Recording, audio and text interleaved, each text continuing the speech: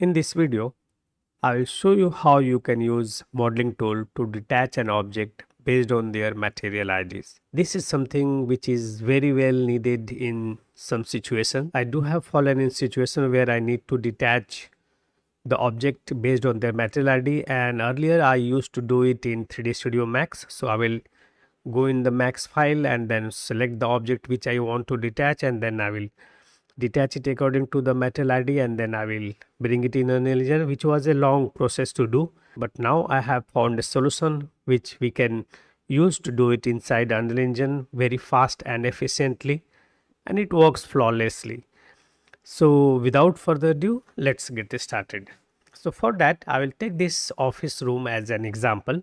So I will go ahead and find something which I want to detach based on the metal IDs. So let's try on this object, because this object has three material IDs 1, 2 and 3, and I want to detach this object based on its material IDs. So to do that, what I will recommend is you first go ahead and search the static mesh in the content browser, right click and then go to Nanite and disable Nanite if possible, which I will highly recommend. If you don't disable, this system is smart enough and it will disable Nanite and then only detach the object.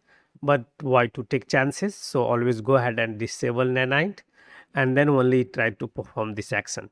So once Nanite is disabled, I will go ahead in the modeling tool, and in the modeling, suppose this modeling tool is not activated, then you need to go ahead and enable it in the plugins and restart the editor. Then you can go here and then you will see this modeling toolbar here. You have to click on this, it will open somewhere in your editor. I have already docked it here so that it always opens here.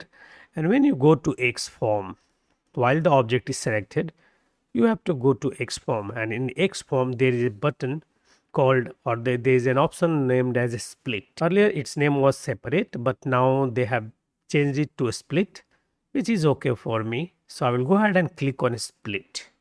Once you click on a split, it will show you material ID by material ID. So if I go ahead and reset it, so the by default it is by mesh topology, which I will never recommend.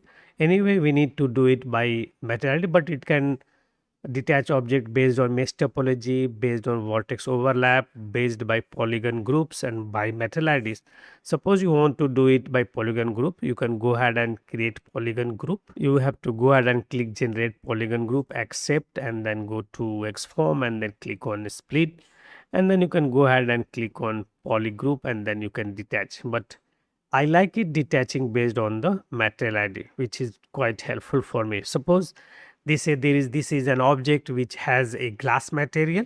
So out of these three object, so out of these three materials, suppose the material ID 1 and 2 are opaque in nature, but material ID 2 is a translucent material. And so because of that one material ID which is translucent, I cannot enable nanite on this, which is a huge problem for me. So in that case, what I will do is I will go ahead and separate the object based on the material IDs.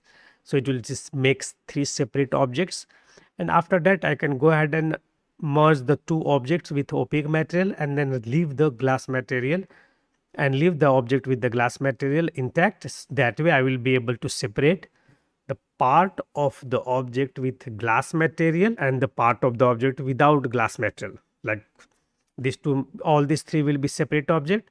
After detach, I will merge the object with opaque material into one and then leave this object with the glass material separately. So that after that I can enable the nanite on the object with the opaque material, and I will leave the object with the glass material as normal or static mesh, not enabling nanite. So this is one of the reason of use case of this tool, but it can help you in lot of situations.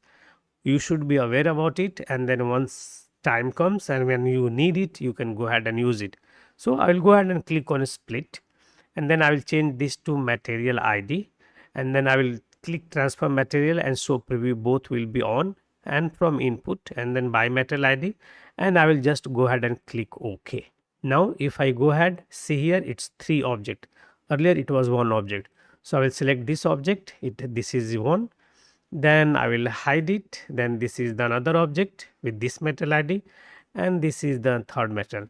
For example, if these two objects are opaque material, I will go ahead and then merge them back into Unreal Engine using the merge tool here. I will go ahead and merge them as one object and replace them here, and I will place them anywhere like this. I will name them whatever I want, and these two objects are with opaque material. For an example, this object was translucent material. I will leave it as it is, and then I will press Ctrl B, and I will make sure Nanite is never enabled on this, and I will go ahead and enable Nanite on this object, because this object is within Nanite, but here every object is opaque material, so I can go ahead and enable Nanite on that also. But if I have to merge it back, I will have to go ahead and then disable Nanite. I can select these two again, and then I can go ahead and in the merge tool I can just go ahead and merge them back as one object. So now all these three objects are merged. As you can see, we have a dedicated tool in Unreal Engine which can separate object based on their material ID using the modeling tool, which is very handy in lots of situation. You will be requiring this feature for sure in architecture. So I thought to make a video on it. I hope this video was informative. I'll see you all in the next video. Till then, have a great time.